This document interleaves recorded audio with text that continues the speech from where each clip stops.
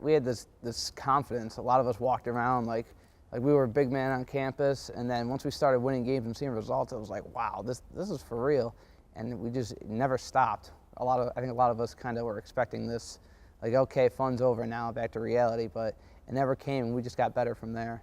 My dad's a big baseball fan, started off.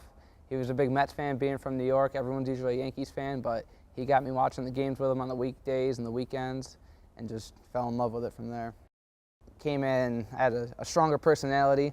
I wasn't afraid to speak up, or maybe I said some outlandish things at times, but that wasn't a problem to them. I didn't get shunned. They were, I don't know if it's the Michigan culture or that's just the kind of people that are here at Alma, but the warmness factor, the welcoming, the friendliness, it was awesome. I loved it, and it just encouraged me to never want to leave.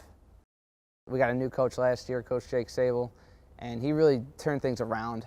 And when I say turn things around, he just did them in a different way, and a lot of guys like that, and it clicked for a lot of people, and we were able to have great chemistry and be successful with it. Having those guys behind you, it pushes you.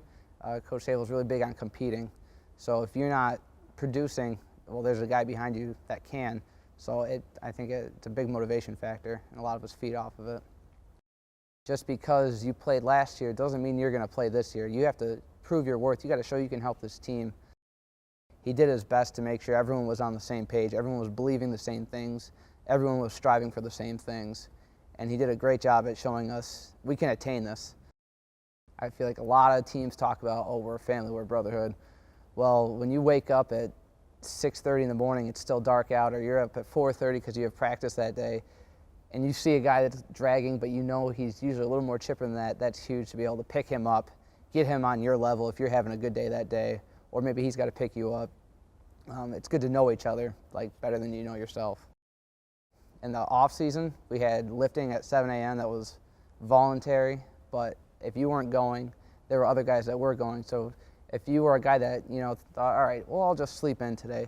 Well, you're not only letting yourself down, not getting better that day, you're letting your teammates down.